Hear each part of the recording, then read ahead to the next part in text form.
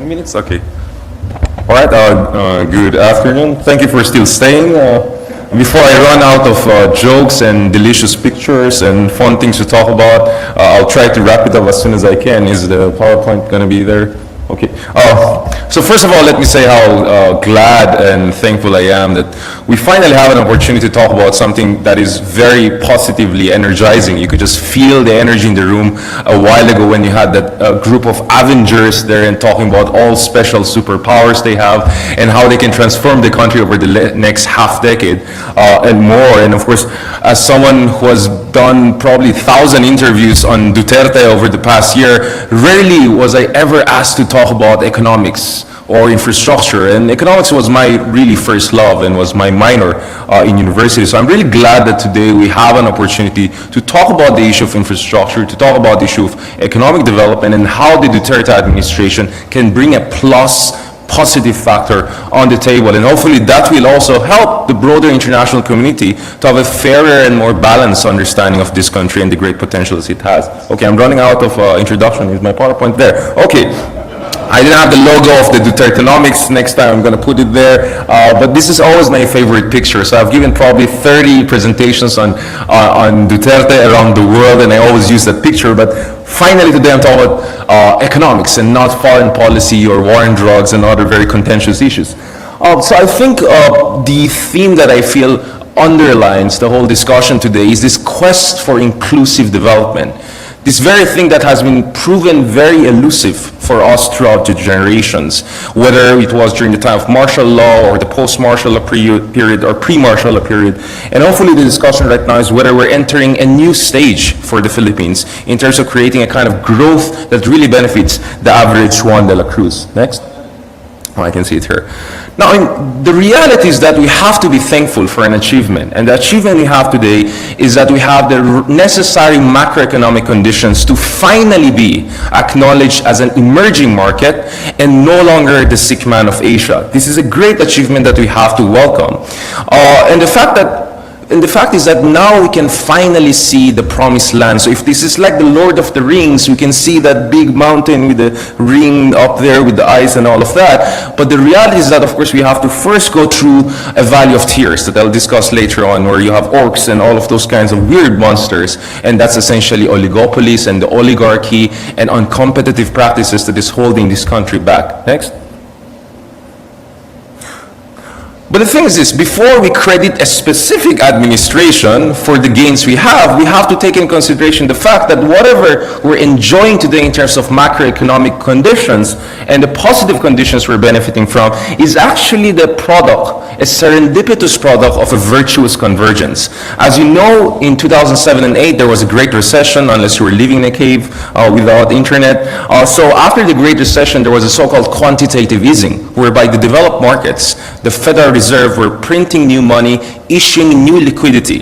The fact of the matter is that that money was getting out of the developed world because the interest rates were too low in the developed world, and they were looking for new markets. And just luckily, around 2010 and 11, the usual big stars of Brazil, Russia, India, and China. I don't put South Africa there because South Africa is just there for the purpose of diversity. They were losing their luster. As you know, Brazil has been slowing down. India had current account problems in 2012 and 13. Even China slowed down beginning in 2013, and Russia was always overrated anyway, and they were not supposed to be there. So as the big emerging markets were losing their luster, the investors were looking for new destinations. And that's where they look beyond the tier 1 emerging markets, and they were looking at tier 2 and tier 3 emerging markets. And that's where they paid attention to the Philippines, Peru, Thailand, and Indonesia. The other factor is that over the past decade, we have this what I call triangular expansion. The BPO sector together with the real estate sector and retail industry all developing together. And as you know, those three feed each other, right? Have you noticed in Eastwood, for instance, you have the BPO there, you have the retail there, and also you have the real estate sector there. These are triangular expansion that created a virtuous cycle. And the fourth factor was, of course, robust OFW remittances. OFW remittances have been growing robustly over the past 6 to 7 years.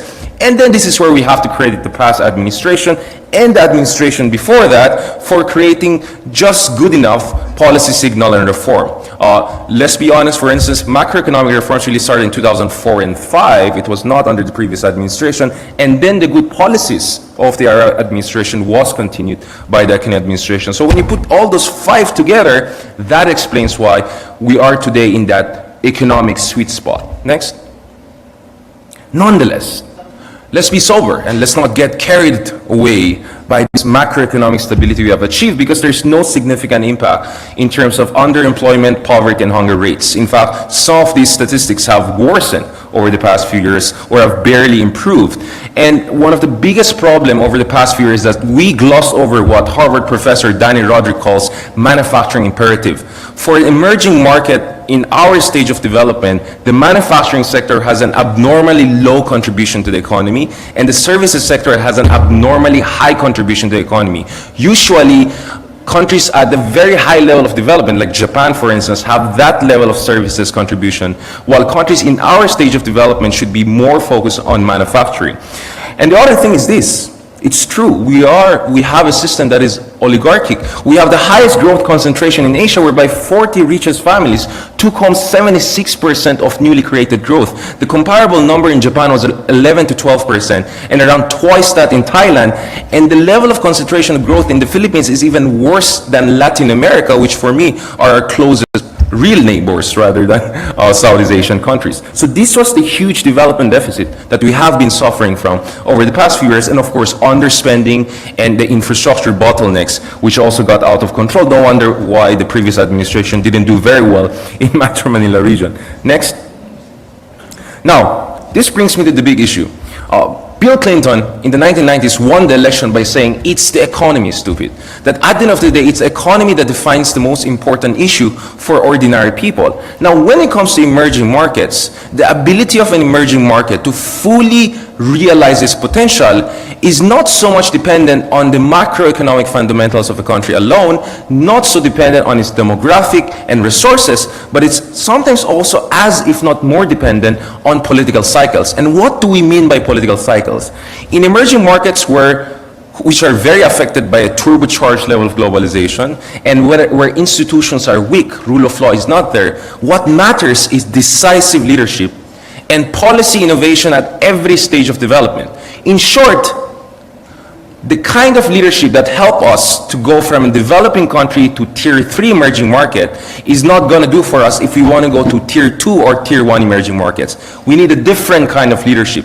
And I think this is the reason why a lot of people in the business sector, in anonymous surveys done in the Department of Finance and other key agencies, Duterte was the guy who was the runaway winner. Because the idea was Duterte represents a different kind of leadership that can now take us through that valley of tears of reform. And that the kinds of leaders we had in the past are no longer sufficient if we want to graduate to a higher level of economic development. So this is where it's actually politics that very much matters if you want to have sustained growth over the long run. Next. Next. Okay. Now, many people over the past year or so have been so obsessed about a person called Rodrigo Duterte, who of course won the online poll, not yet the final list. Guess who won the other year? Narendra Modi, the guy on the left. He won the online poll the other year. Now, if you look at President Duterte, his profile is very similar to 3 other major leaders along also other emerging market democracy. It seems something familiar and similar is happening among all of these major emerging market democracies of India, Turkey, Philippines, and Indonesia. Next. I'm already promoting my upcoming book, but okay. So what we see here is that generally a similar thing is happening. You have a rise of charismatic populist leaders who have a hybrid nationalist new liberal agenda. For instance, if you look at Duterte's 10-point agenda, it's essentially Aquino Arroyo economic agenda plus. And then there's also a nationalist populist element to that. And what makes these leaders very effective and very popular is that people believe that what they're bringing is not business as usual politics, but structural transformation of the whole economy. So Narendra Modi won a landslide election in 2014 based on the so-called Gujarat model. how he transformed Gujarat into the fastest growing state in India. Recep Tayyip Erdogan, before he became a president for life, thanks to a referendum the other day, he was actually the mayor of Istanbul, whereby he completely single-handedly fixed the sewage system, which was ruined in Istanbul. So Istanbul had good growth rates over the years, but basic services were failing, and this guy comes in and fixes the system. Sounds familiar, right?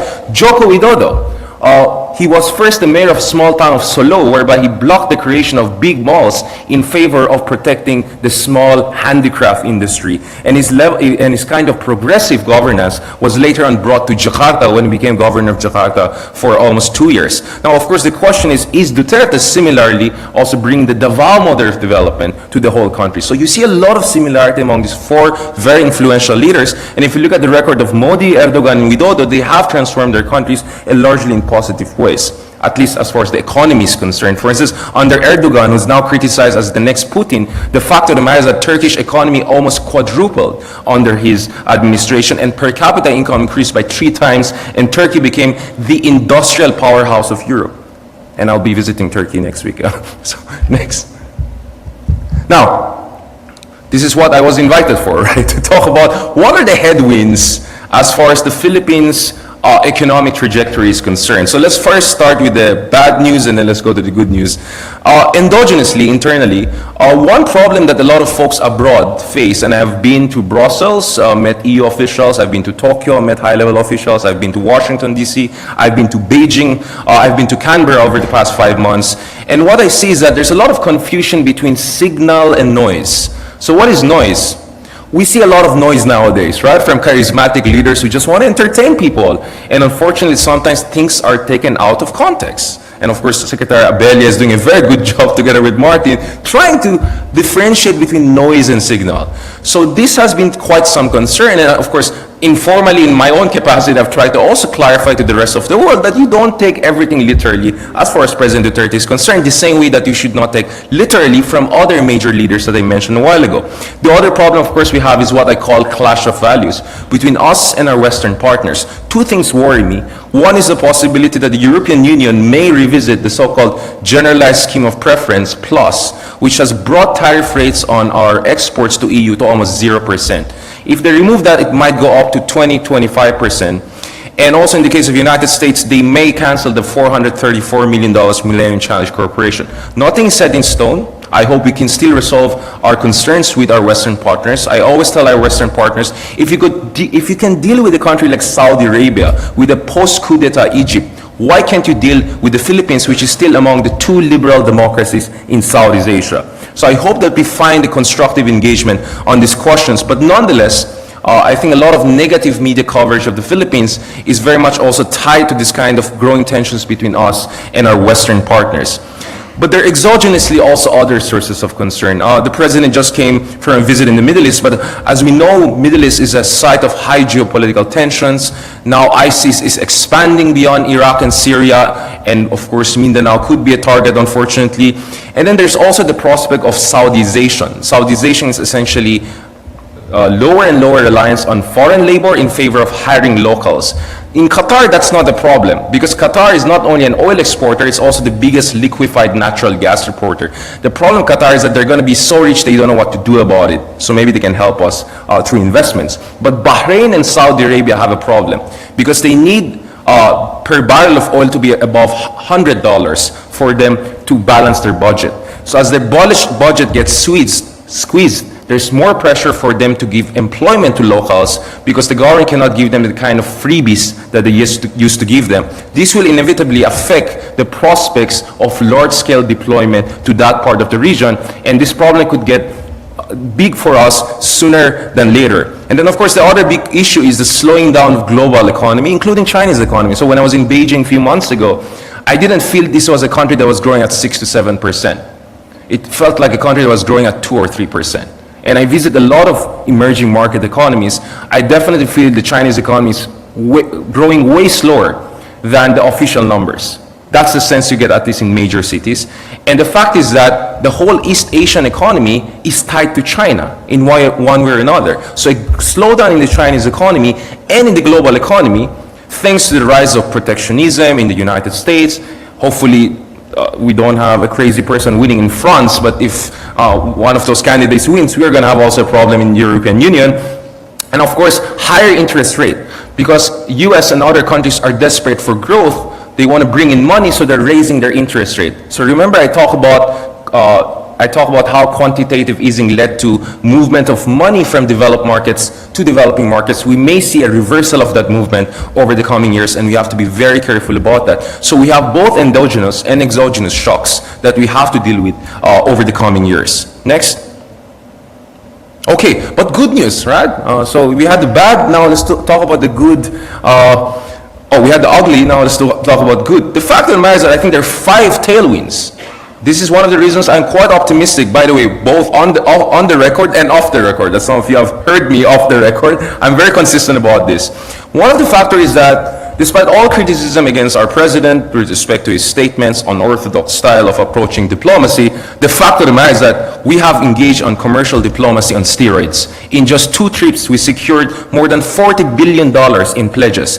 Even if only 10% of that comes in, that's still a huge amount of money. And the fact of the matter is that now you have multiple countries, especially Japan and China, competing for the heart and soul of this administration, a dynamic we never had in the past. So this is a positive thing that we're benefiting from now. And of course, we know that China and Japan, both of them are very active in infrastructure. And hopefully, a combination of those 2 countries can help us to fulfill all of those beautifully ambitious plans that we discussed a while ago. The other factor is historical high political capital. The fact of the matter is this: if you want structural reform, you have to have a leader who has the necessary political capital to implement structural reform.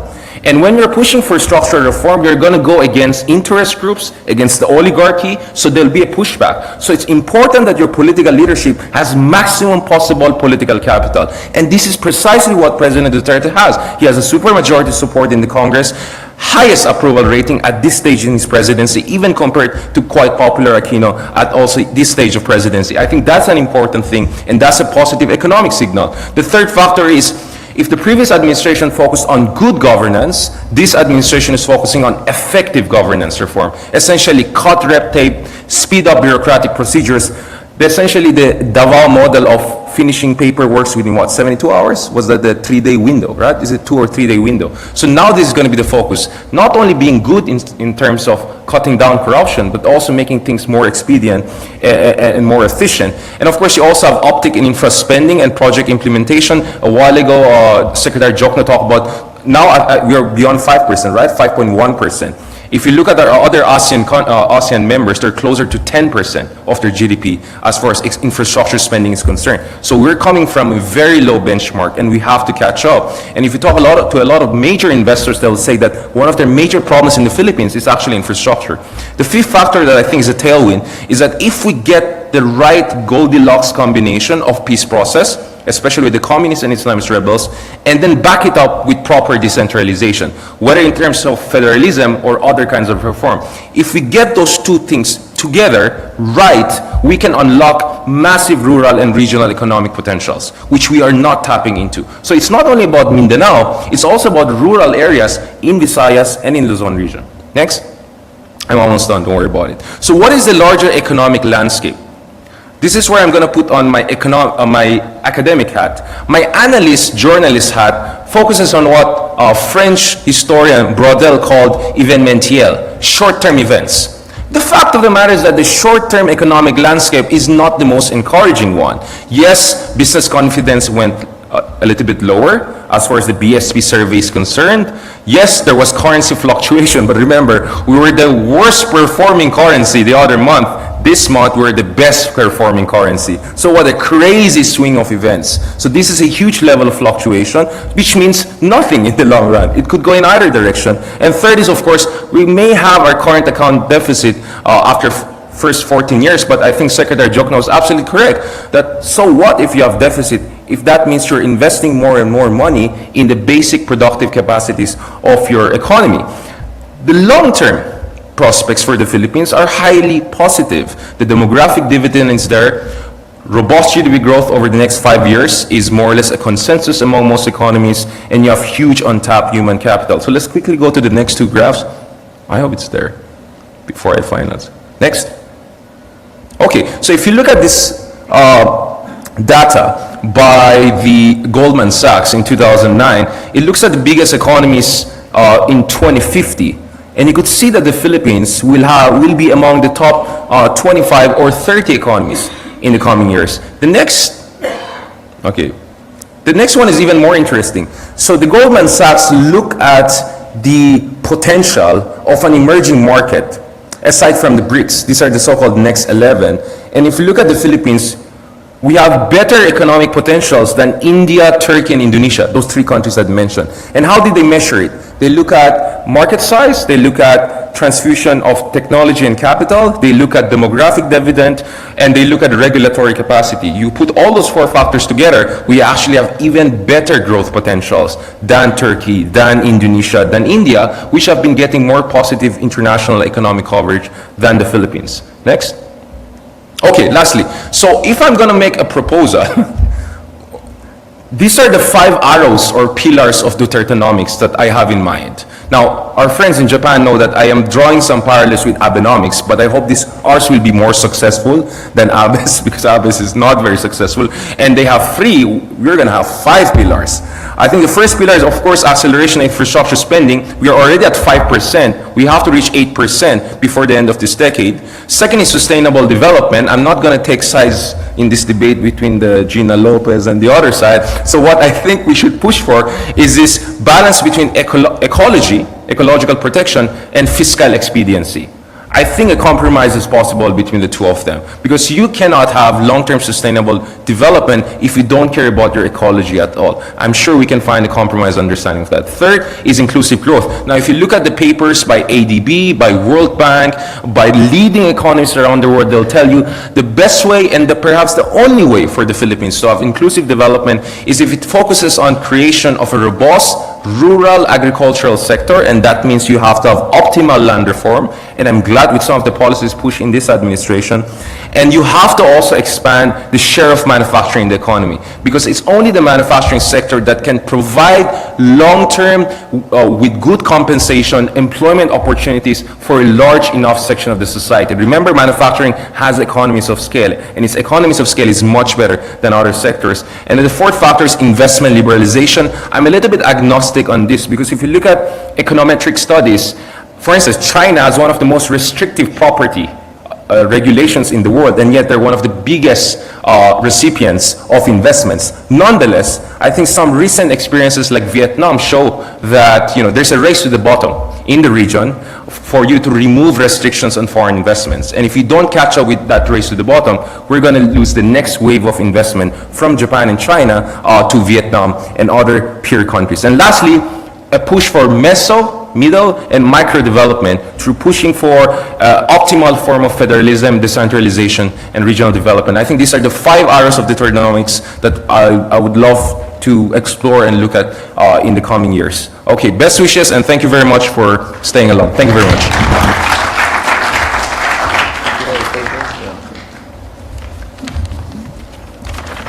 Thank you, Professor Heydarian. We'll be taking questions from the floor now. Please step up to the mic and identify yourselves.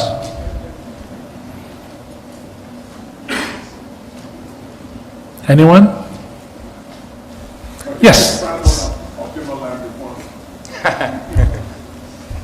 Should I answer? Yes, you should, of course. Well, I mean, I know that there's a policy of putting a moratorium on conversion of some of these lands. Yeah, it's being discussed internally, right?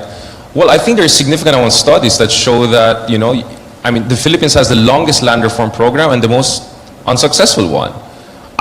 To be honest, I'm a little bit on the left side on this issue. I think there should be definitely a moratorium on land conversion, because a lot of beneficiaries of the land reform are not getting what is rightfully theirs. And the fact of the matter is that studies show, for instance, I can give you a whole bunch of books. The best one is How Asia Works by Studwell, and Cambridge-trained journalists and economists, who said that if you look at experience of Taiwan, you look at experience of Korea, household farming has a higher level of productivity than large-scale farming, like plantations. So and if you look at more recent studies by the World Bank and ADB, they also support household development. So what worked for actually Taiwan and South Korea in the 50s, 60s, and 70s could still work for us even in the 21st century. This is the emerging consensus among economists. So if that makes me and World Bank and ADB leftist communists, then so be it. Hopefully our last speaker will speak to that as well with his background in agriculture. Any other questions for Professor Heydarian, please? Yes, sir. Yes, Mr. first I'd like to... Mr. Lopez again, right? Yes, thank you.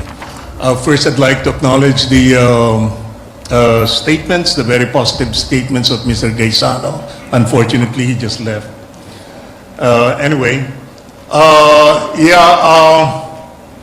regarding foreign direct investments, again, the Philippines, while we have improved in terms of attracting foreign direct investments the past few years, we're still the lowest in the ASEAN 7.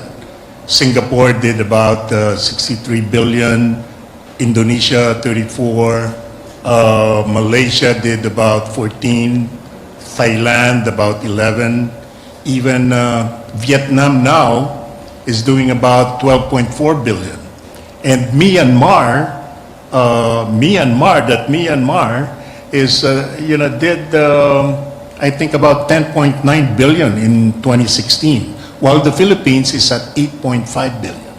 So we could see that, there's a lot of things that needs to be done. And from my little study the past 6 months, I could see that there is the problem of perception that we will have to overcome, that the Philippines is disoriented or disorderly. But in terms of actual incentives, both fiscal and non-fiscal, we are at par, if not better, than Vietnam. And yet Vietnam, a country that just came out from a long war, has overtaken us, and even Myanmar. So what this young professor from De La Salle has been saying is, there is a need to actually probably put things together, integrate it, direct it in such a way that we could enhance our competitiveness as a destination for foreign direct investments. I'm sure, Professor, you have even more to say on this than me, but what I can say is that, first of all, it's not just quantity, it's also the quality of the kind of investments we bring in. I think I'm really interested in bringing greenfield investments. I want, investors coming here and putting their money for the next 10, 20 years and focusing on research and development and really tapping into the higher ends of our human capital. That's what we're looking for. So it's not just the quantity, it's also the quality we have to look at. The second thing is, I'm slightly optimistic. You know why? Because, for instance, if you look at the data last February, the Philippines was the top destination for manufacturing investments of Japan. So we were outstripping other ASEAN countries. Now, I don't know the latest data, but last year, that's what I saw. And the thing is this, the Japanese are very interested in the Philippines. And they have excellent relationship with President Duterte. They appreciated what he did in Davao. And I think if we get certain things right, like on the infrastructure question, on the rule of law and regulatory certainty question, we can bring in very huge amount of Japanese investments. And if we get our relationship with China right, overnight, China is so huge and they have so much capital that we can close that gap with the rest of the ASEAN very quickly. So for me, I think we can catch up with the rest of the region way faster than we thought. We can leapfrog in terms of FDI inflow. The third factor I would want us to look at is, of course, geography. I mean, there's a reason why Vietnam is doing very well. It's not only because of their domestic regulation, it's not only because of their human capital, it's also their proximity to logistics, especially the Pearl River Delta, right? So there are certain advantages that those Indo-Chinese countries have that we do not have, and we cannot also discount that.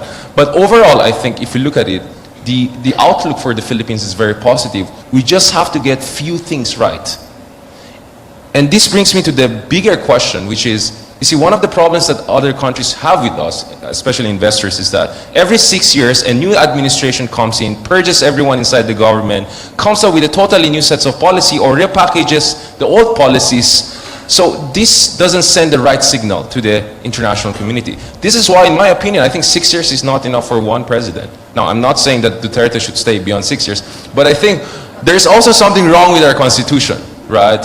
And in a country where you don't have clear party systems, whereby it's based on the personality whoever new president comes in, it's very hard to also ensure that policy continuity. Now, if you look at Vietnam, it's a communist country with tremendous amount of policy continuity. This is the advantages that these countries have over us. So I think it's not only about economic policy, we have to get certain things about our politics right to in order to address that issue. And lastly, I would say that as much as I appreciate this administration's effort to create more sense of safety, one of the things I hear a lot from our investor friends, whether hedge funds or greenfield investors or even governments, is that they hope that the Philippines moves from safety creation to rule of law, not rule of a man. And I think this is some challenge that we have to deal with the coming years. I'm getting a little bit controversial here, but you know exactly what I mean, right? So that's also another challenge. I think this administration, if you look at the surveys, has clearly increased the sense of safety among majority of Filipinos. But the next step is to show that institutions impersonally can work, regardless of what the guy on the top is saying or not. So I'll just keep it there. Yeah. Thank you, Professor. Any other questions?